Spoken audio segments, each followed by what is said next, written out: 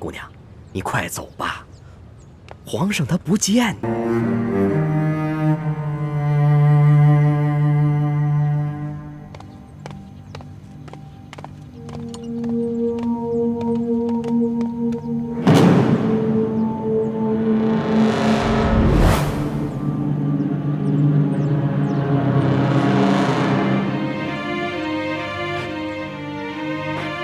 什么人？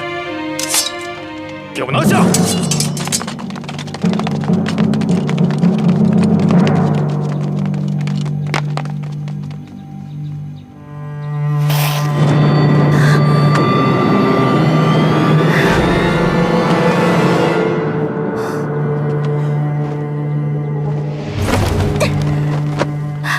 李公公，是我。住手！啊，原来是世淑姑娘。啊，不对，现在没有世淑姑娘了，是李欢姑娘。姑娘，你快走吧，皇上他不见你。李公公，麻烦您进去跟皇上说一下，说我来了要见他，万一他改变主意了呢？唉，没有用的，皇上已经说了，他不会见你的。哎，等一下，李公公，麻烦你帮我把这个手帕交给皇上。好吧，我给你试试啊。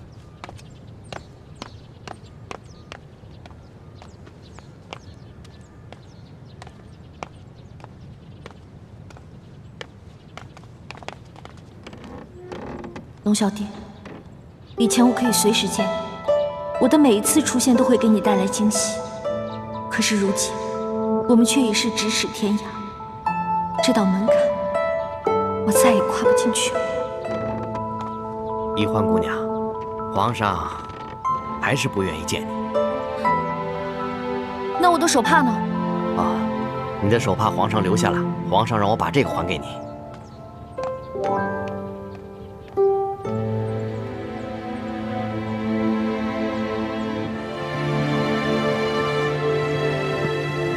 龙小弟，你为什么不肯见我？你已经拿到了铜匣，我对你来说没有利用价值了，是吗？你为什么要骗我？你为什么不肯放了我朱哥哥？为什么？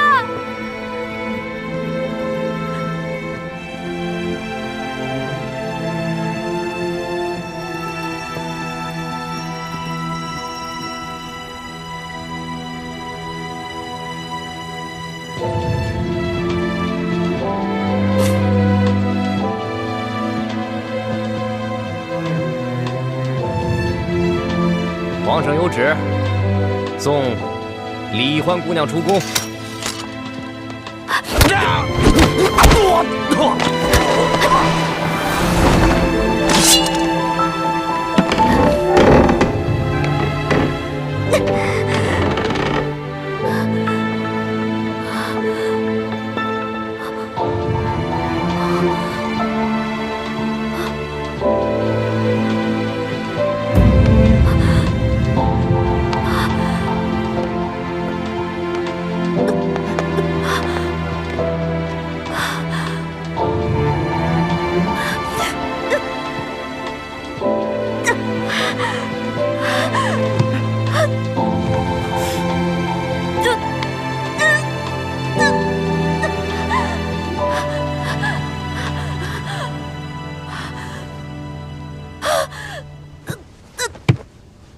他一定又是在试探。宣言，你万万不可信我。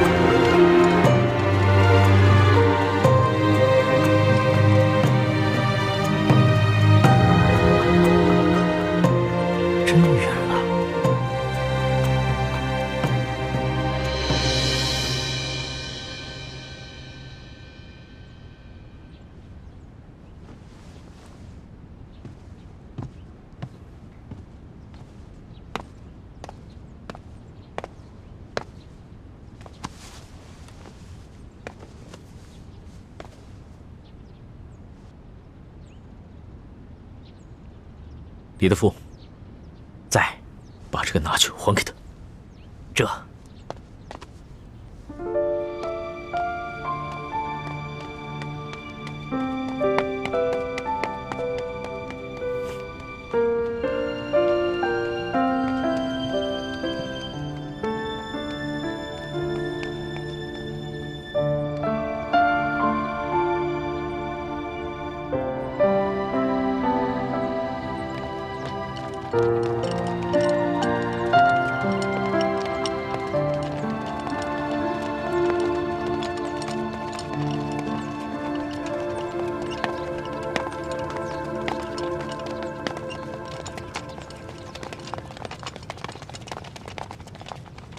你们这是干嘛呢？义父，这李易欢假扮成李公公闯进宫来，说要见皇上，被皇上轰了出去。没想到他居然一下子晕倒了。哦，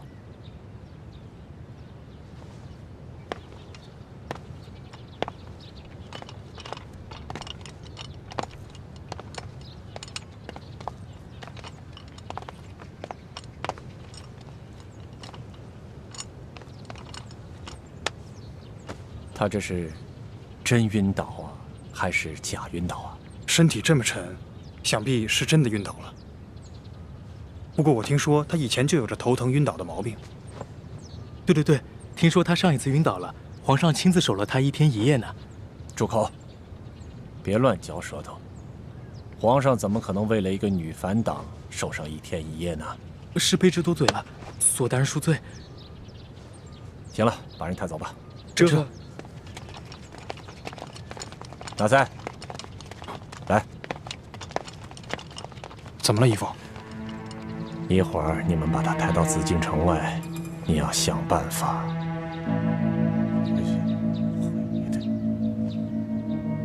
明白吗？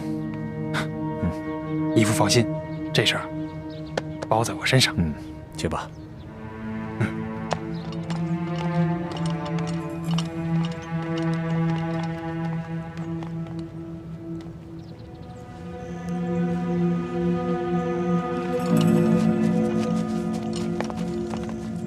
你们先下去吧。这。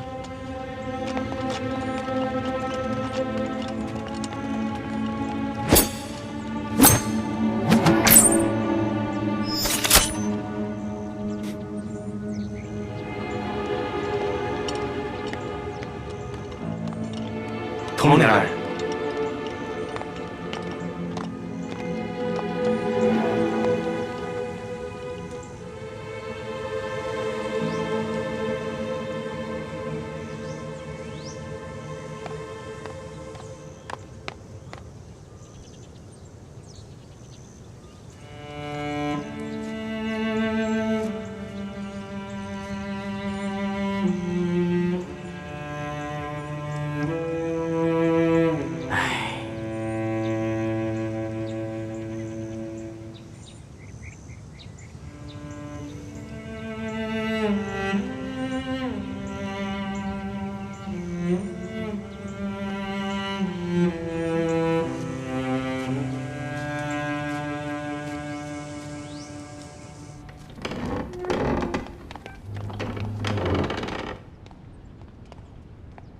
东西还给他了吗？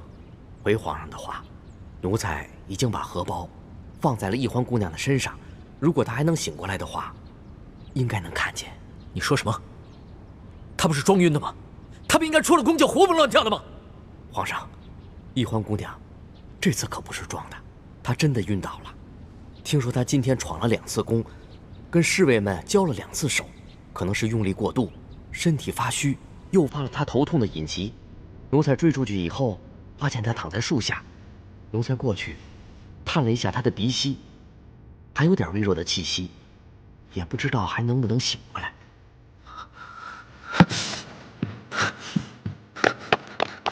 哎，皇上，皇上！哎，皇上！皇上恕罪！慢着点，皇上！哎，皇上！怎么了，索大人？快，皇上怎么了？喂，回头我再跟你讲，索大人，我得伺候皇上去。皇上，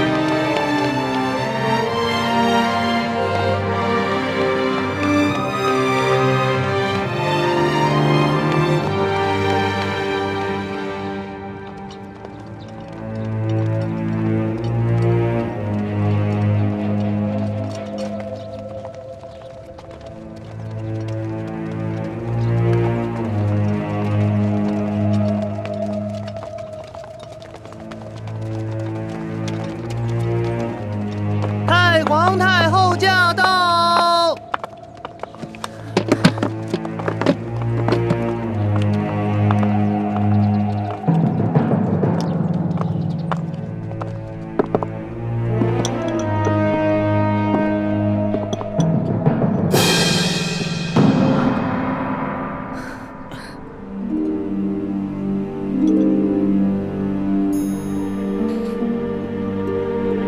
皇上。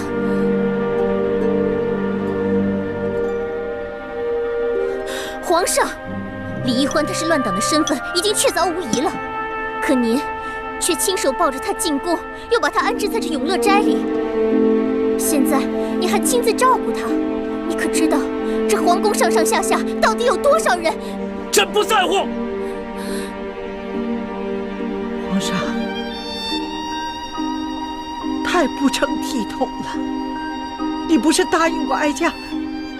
你要放下他，你要忘掉他。可是你，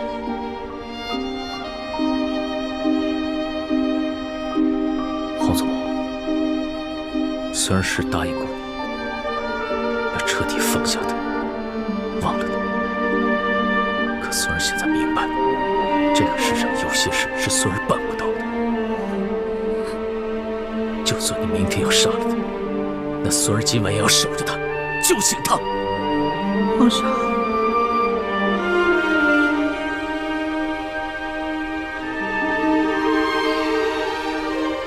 皇上啊，皇上！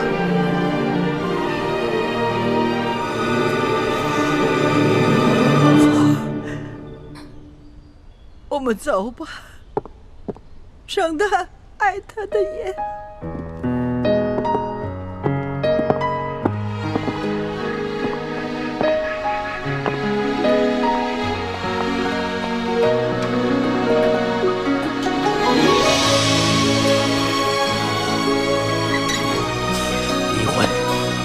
现在就给朕醒过来，醒过来！不然朕就杀了你！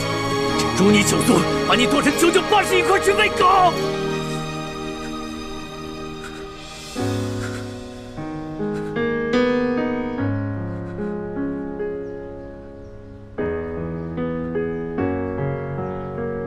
骗子！你这个骗子！你必须给朕醒过来，然后告诉朕为什么。 骗就骗吧，装就装吧，这回你给朕来真的了，啊！你要死也给朕死得远一点，别让朕看见你啊！我知道，你就是看朕好欺负，对吧？你觉得朕拿你没办法，是不是？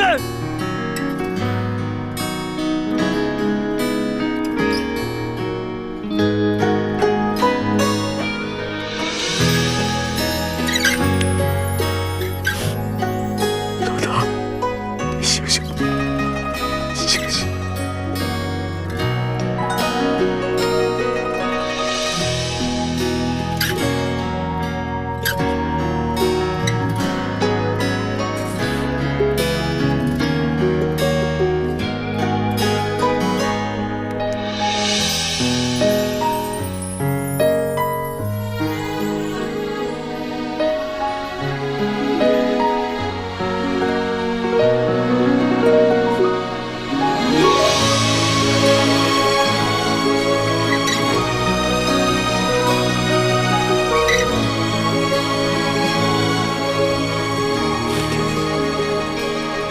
你要把我扔出去喂狗啊？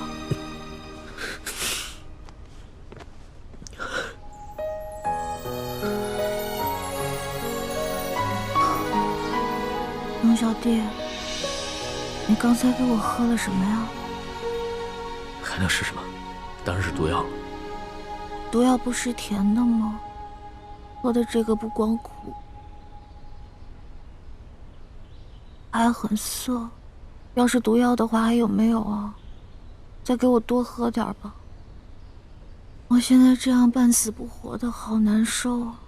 朕就是要你难受，和朕一样。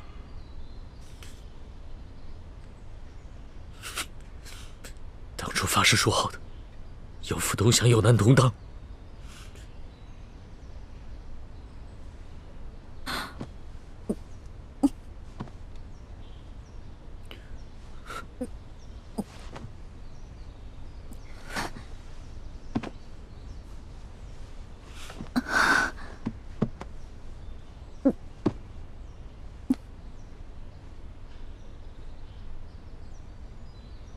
你不是说你不想再见到我了吗？朕才没有要见你，是你自己厚着脸硬闯进来，逼朕见你。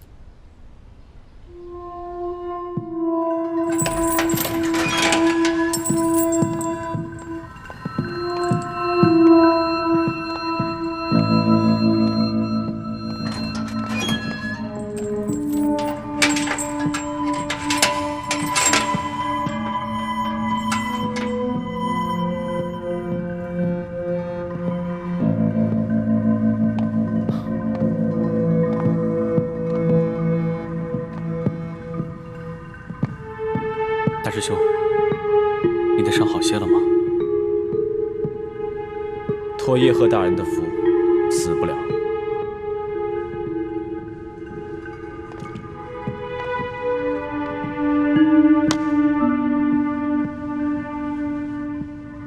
这是新熬的伤药，你连续服上个几日，内伤旧伤应该也就无大碍了。叶赫大人何必破费呢？我一个死囚，喝这么好的伤药，岂不浪费？大师兄，你别恨我，我是没得选。如果我有得选，我宁愿做一个普通人。你现在说这些，还有意义吗？是没有意义。我知道你恨我，我也恨我自己。你现在痛苦，是因为小师妹已经不爱你了，可你还可以爱她，而我连爱她的资格都没有了。不，你错了，我也没有资格去爱她。你怎么会没有资格爱她？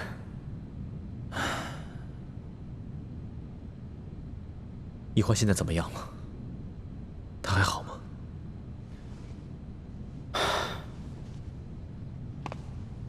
他答应皇上，要回去劝降你和师傅们。皇上放他回去了。想不到，他为了康熙，居然做到这个份上了。义父和师父们不可能投降大清，我更不可能。是啊，要我说，环妹还是太单纯，太幼稚了。她回去发现你失踪了，就回来和皇上要人，皇上不肯见她，她强行闯宫，结果诱发了头痛的隐疾。那她现在怎么样了？不知道。皇上抱她回永乐斋，并召集了所有的太医，为她诊治。大师兄，其实皇上很爱小师妹，如果没有了你的存在，想来小师妹也一定会过得很幸福。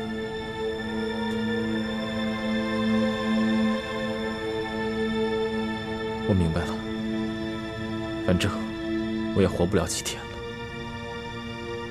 叶师弟，易欢在这宫里无亲无故的，又是那样一个性子，就算有康熙的宠爱，也会危机四伏。我死了以后，还望你对易欢多多照顾。你放心吧，你我虽然身份不同，立场各异，可对小师妹的心都是一样的。我宁可牺牲自己，也一定会保她周全。好，有你这句话，我还愿意认你这个师弟。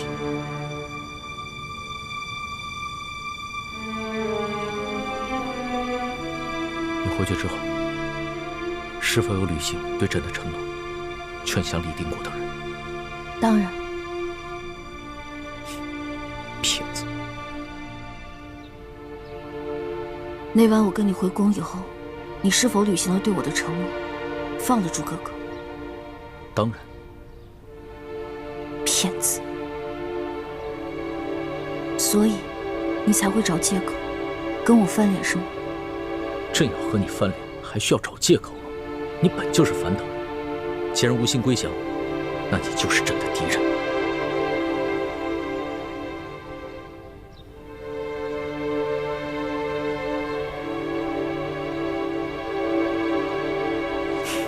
既然你要自投罗网，那就永远不许离开。从今以后，你只能待在永乐斋，哪儿也不许去，除了朕，谁也不许见。那你不如把我的双腿砍掉，顺便在那链子把我给锁上，不就行了吗？朕不会再听你的话了。你说的对，朕不再是你的龙小弟，你也不再是朕的老大。朕不会砍了你的双腿，也不会用链子把你锁起来。朕有自己的主意。来人！奴才在。传旨，把整个永乐斋的门窗都用铁栅栏封起来。这。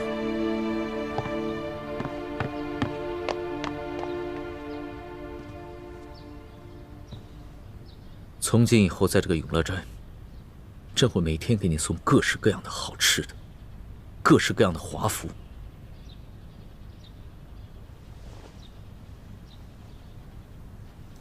你想要什么，朕都会给你，除了自由。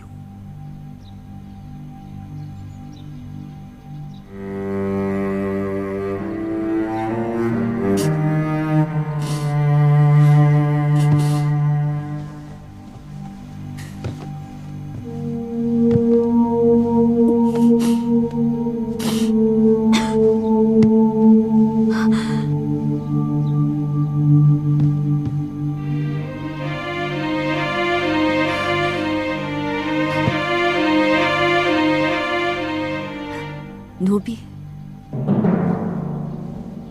谢皇上恩典。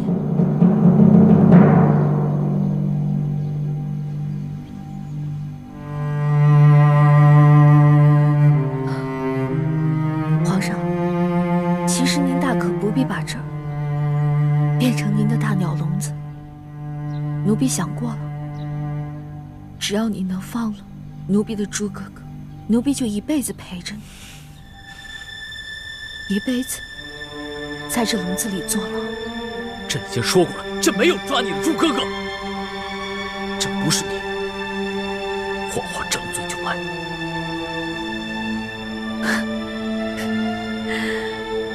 皇上不愧是95之尊哦，说起皇来，脸色不改，都不眨眼的。好，从今天开始，我不会吃你给我的任何美食。只要你不放了我的朱哥哥，你想囚禁我，让我变成你的笼中人，没门儿！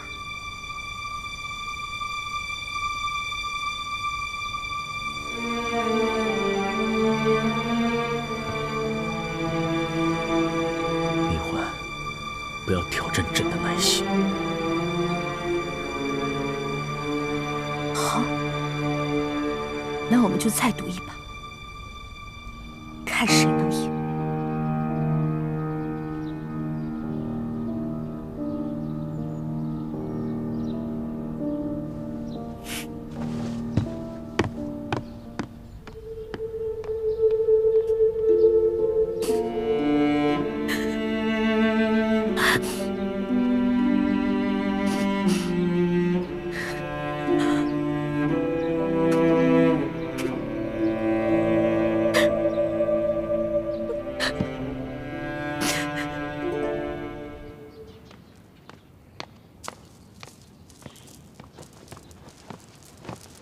皇上吉祥。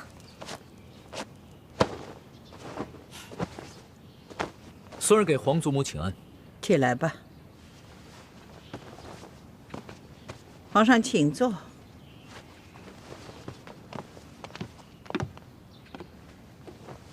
听说这个李易欢又闹绝食了。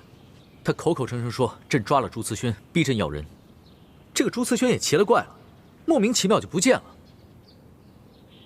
这朱慈轩他没有失踪，他是被关在天牢里了。什么？朱慈轩在天牢里？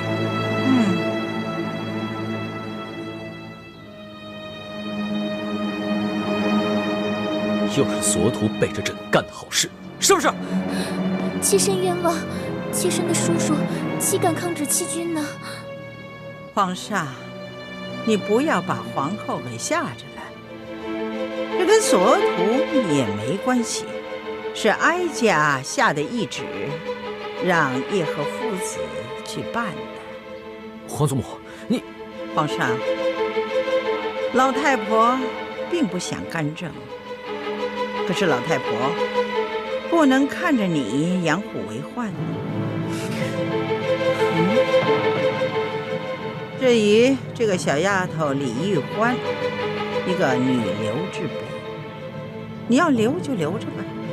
但是这个朱慈轩就不同了，他不仅是文武双全，而且他是前明的太子，身份特殊，哀家断不可留。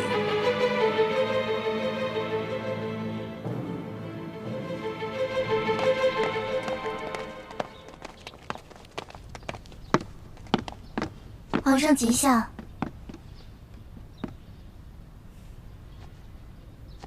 你们都退下吧。是。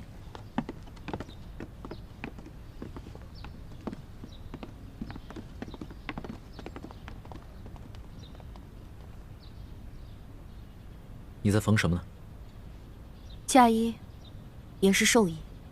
那日没能跟朱哥哥拜堂成礼，如果皇上肯恩准我穿着这身嫁衣，跟朱哥哥一起上刑场的话，那奴婢感激不尽。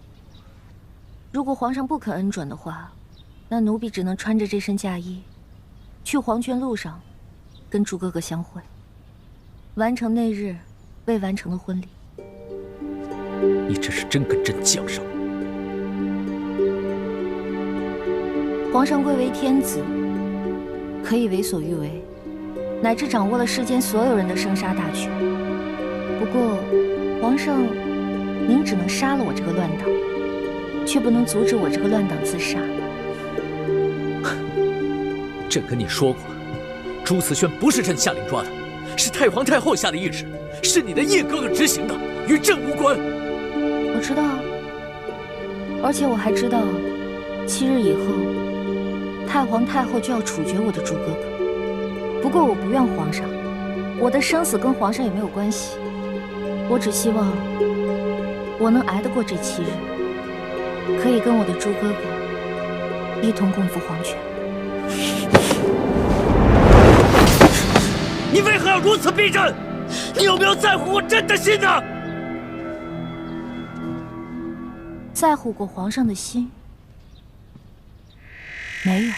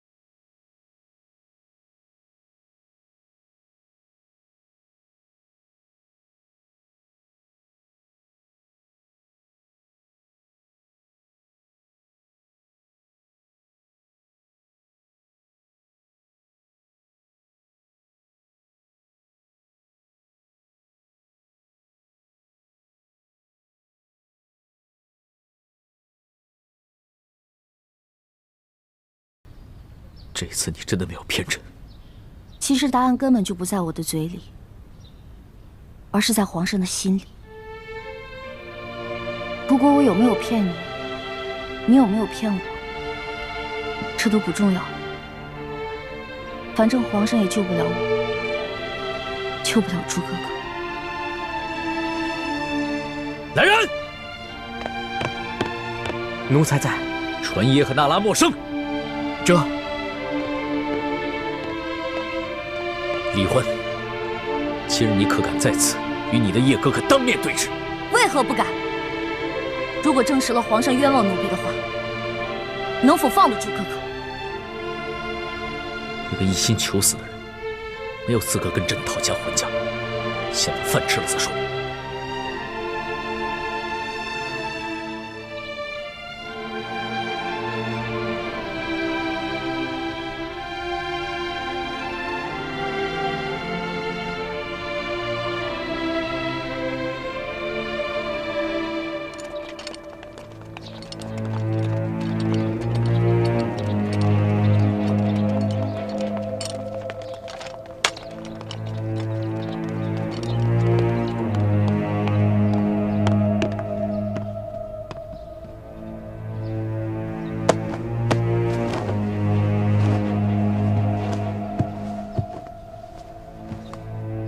奴才叩见皇上。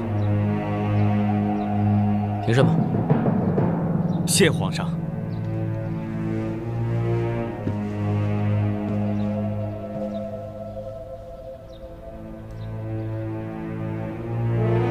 朕身边之人，你可认得？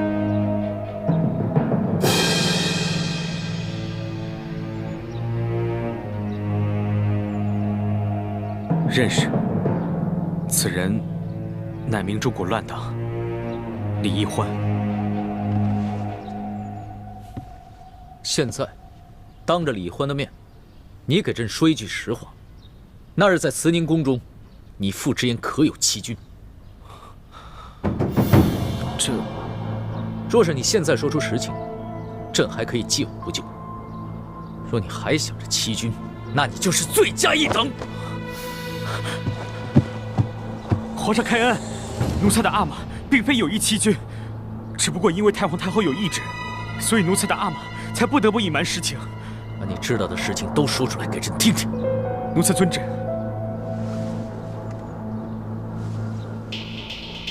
那日，李易欢回到乱党蜗居点，找找到了奴才，并且揭穿了奴才乃朝廷密探的身份。不过，一欢说，他曾经承诺过皇上，要劝降李定国等人，所以同我约定，暂时先不揭穿我。奴才的阿玛并不相信一欢，所以命奴才盯着李一欢和李定国的谈话，他自己好去寻找机会盗取铜匣。等奴才进入到山庄大厅以后，听到。爹，我们为什么非要光复大明啊？只要全天下的老百姓过上好日子，这个天下姓朱或者爱新觉罗又有什么区别？混账！你竟然说出如此大逆不道之言！爹，从小到大你都教育我，说大清朝廷是如何的残暴无道，朱明天下才是正统。只有让朱哥哥当上皇上，全天下的老百姓才有好日子过。但是在这大半年里，我跟康熙相处的大半年里，我看到的康熙，他心里不仅有朝廷，还有全天下老百姓和他们的疾苦。他励精图治，他是一个好皇帝啊！住口！靖王，靖王，不要！当时李定国十分愤怒，差点就要杀了一欢。至于后来奴才父子身份的暴露，其实也是因为樊篱根据过往之事加以推敲，与李一欢并无关系。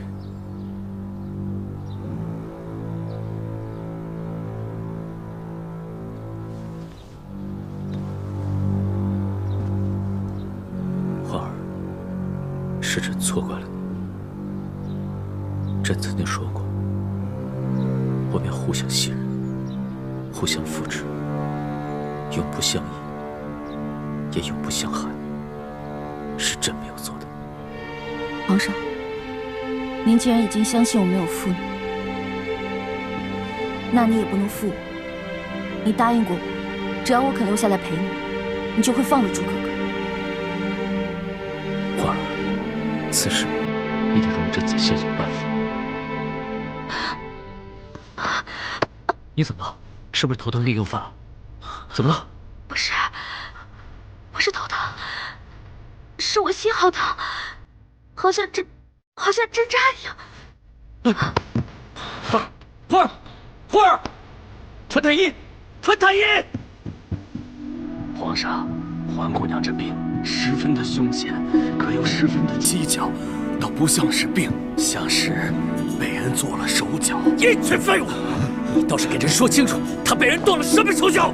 皇上，从脉象上看，臣判断好像是受了一种外伤，可是臣判断不出他伤在何处，此症无药可医，臣该死。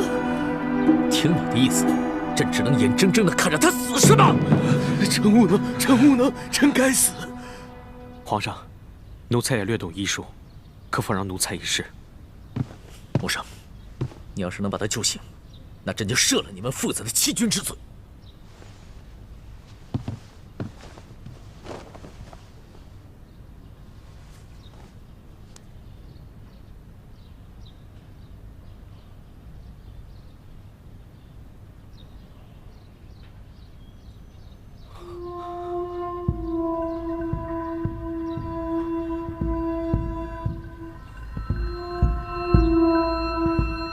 怎么样？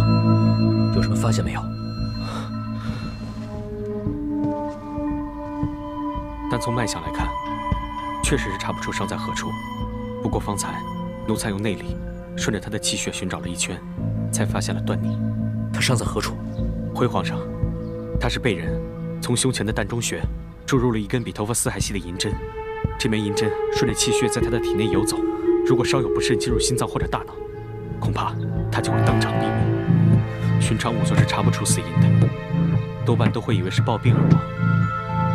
对了，他在晕倒之前说他心口疼，应该就是因为那根银针卡在了胸前某个要害之处。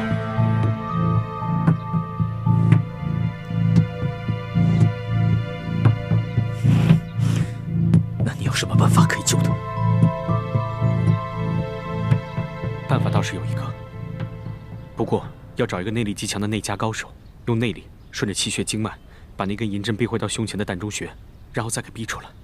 不过这种方法极为凶险，因为人体内的血脉粗细不一，百折千回，如果稍有不慎，那根银针就会顺着气血进入心脏或者大脑，那一换就……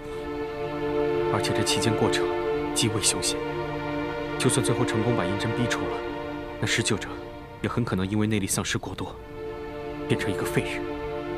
皇上，这等内力高手十分罕见呐。既然是好不容易练出的内力，又岂肯耗给他人呢？众生之下必有勇夫。王生，你马上给我召集宫里所有的侍卫，挑选内家高手。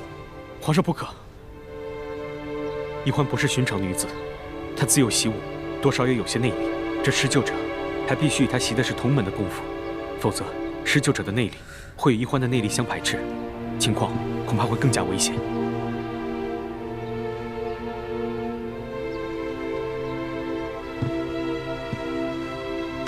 王生，你也是从小在明珠谷长大，跟易欢学的是同门的功夫，你也算是个内家高手，你可愿意为易欢牺牲？皇上，奴才的命都是你的，又怎会吝啬这些内力呢？只不过奴才虽自小跟易欢长大，习的也确实是同门功夫，但奴才私下里还习了阿玛祖传的家传内功，所以奴才的内功与易欢也并非完全同路。这么说，连你也没有办法了。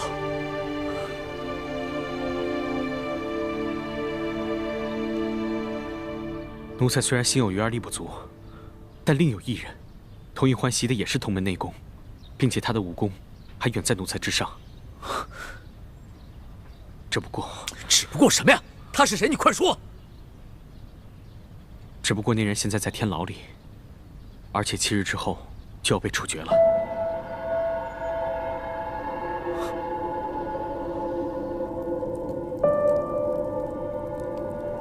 朱思轩，你的伤势怎么样了？多谢关心，已无大碍。你知道今日朕为何前来吗？如果你是来劝降的，那我劝你不必白费口舌了。如果你是来送我上路的，那我只有一句话，请你好好待易欢，因为他对你是真心的。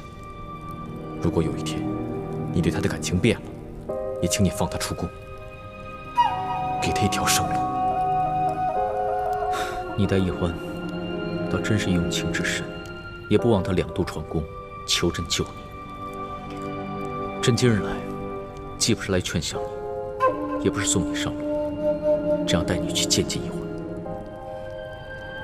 你居然肯让我见易欢？老实说，易欢对你也有一种很特殊的情愫。朕并不想让你们俩见面，但是他现在受伤了，受了一种很奇怪的外伤，十分危急，连太医都束手无策。也许只有你能救他。易欢现在怎么样？快带我去见他。朕会带你去见他，但是有一件事你必须要明白：就算你救了易欢，朕也无法违抗太皇太后的旨意赦免你，你依旧要死。你以为我会用易欢的命谈条件吗？那你妹妹也太小看我和我对易欢的感情了。好，希望朕没有看错。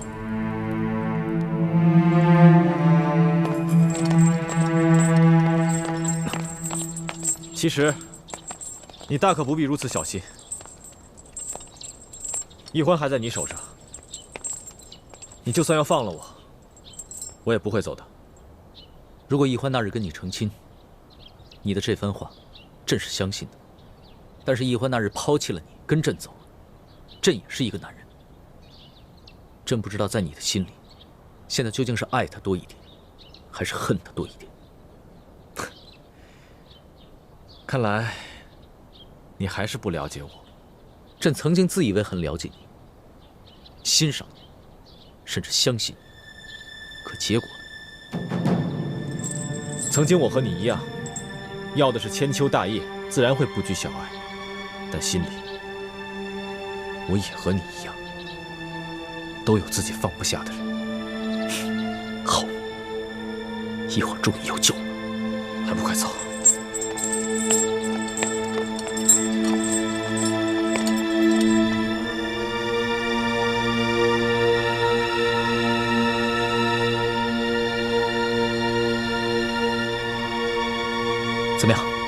你可有把握？若在以往，我有7成把握，可如今我重伤未愈，只剩下了5成。那有什么办法可以尽快治好你的伤？正宫里的灵丹妙药随便你用。来不及了，银针随时可能顺着他的血脉进入心脏或者脑中，已经等不及我慢慢养好伤了。皇上，他重伤未愈，便为宜欢疗伤，已经不仅仅是冒着内力全失变成废人的风险，可谓是九死一生。朱思轩，你到底是救还是不救？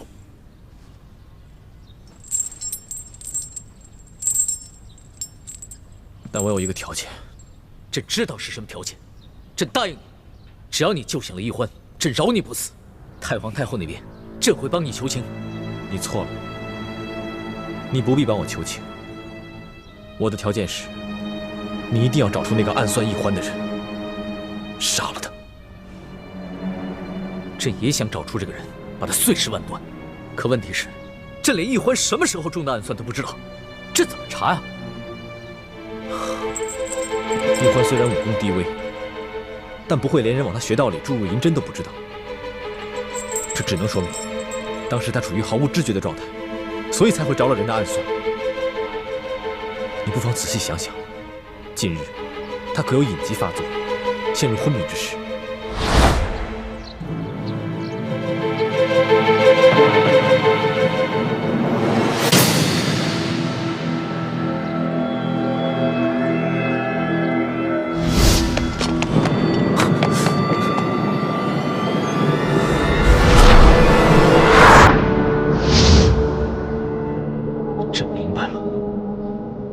博生，你去把那日一番宠宫突发隐疾之后，把她嫁出去的那几个侍卫统统拿下。这，慢着，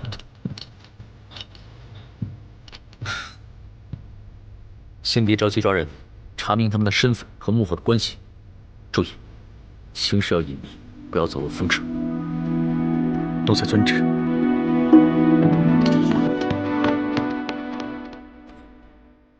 那些侍卫都是跟随已久的心腹，很清楚你对宜欢的感情。在未获你的明旨之前，如何敢轻易暗算宜欢？这只能说明他们是受人指使。朕明白，待朕查明真相，一定会给你一个交代，也为宜欢免除这个后患。好，我相信你。我此番施救，已是九死一生，纵然侥幸活下来，太皇太后也会处死我。到时候，我再也没有能力保护宜欢了。玄烨，答应我，好好保护宜欢。如果有一天你对她变心了，也请你放她一条生路，让她走吧。好，朕答应你。那好，我现在可以放心的施救了。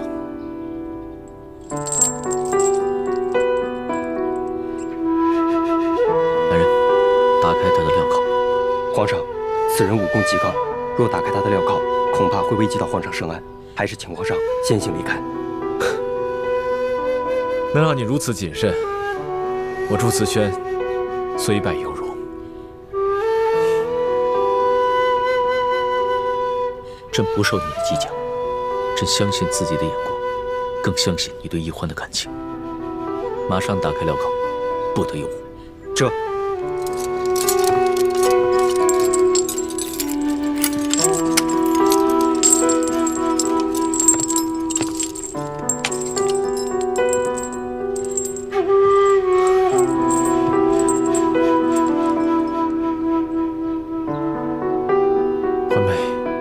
虽然你心里已经没有我这个朱哥哥，但我仍然愿意为你而死。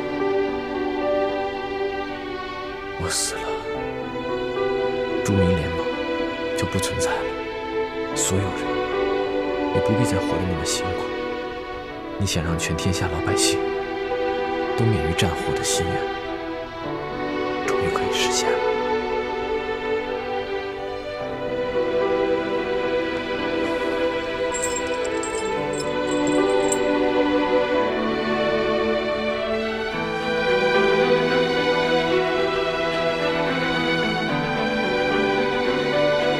出去吧，不要妨碍我为他疗伤。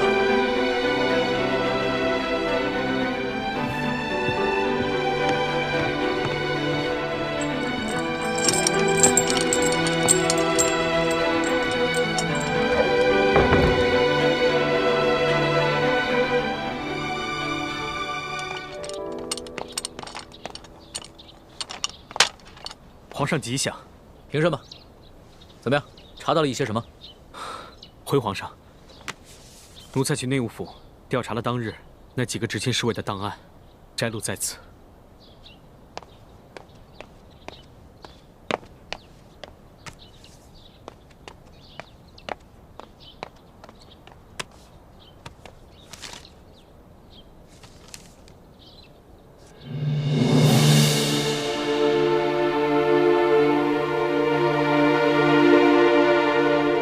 皇上，可有什么发现？朕心里有数了。此事暂且到此为止，谁也不许声张。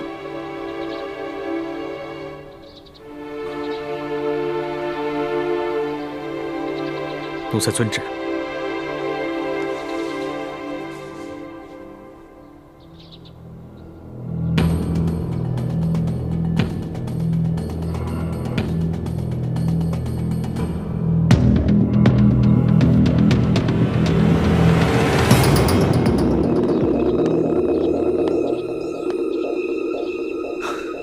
都1个时辰了，怎么还没有动静？